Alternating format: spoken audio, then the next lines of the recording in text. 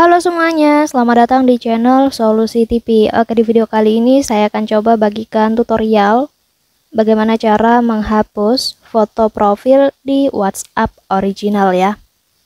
Sebelum lanjut ke tutorialnya, jangan lupa di subscribe dan nyalakan lonceng notifikasinya agar kalian tidak tertinggal video-video terupdate dan juga terbaru dari channel ini. Oke, langsung aja kita masuk ke videonya. Selain video ini, teman-teman juga bisa tonton ya video saya lainnya, yaitu tutorial bagaimana cara menonaktifkan WhatsApp tanpa mematikan data seluler. Dan untuk videonya, kalian bisa tonton klik di pojok kanan atas ini. Oke, sekarang langsung aja kita masuk ke tutorialnya ya.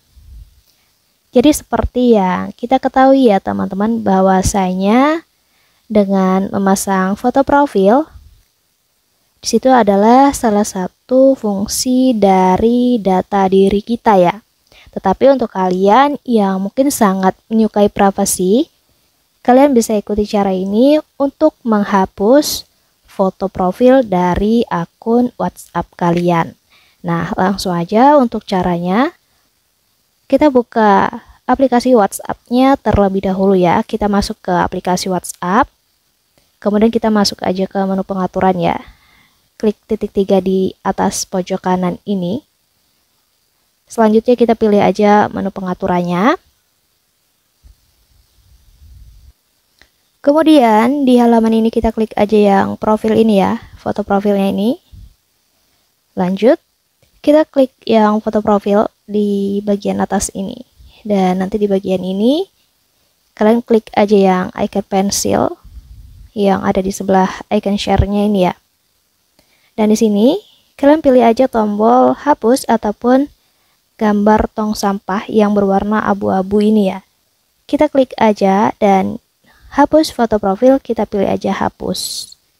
Dan untuk foto profil sudah berhasil dihapus ya. Setelah kita hapus foto profil dari akun WhatsApp kita, di sini fotonya akan muncul tampilan seperti ini. Jadi fotonya menjadi kosong ya. Dan dengan seperti ini nantinya pengguna WhatsApp lainnya tidak akan dapat melihat foto profil yang sebelumnya kita pernah pasang ya, karena kita telah menghapusnya.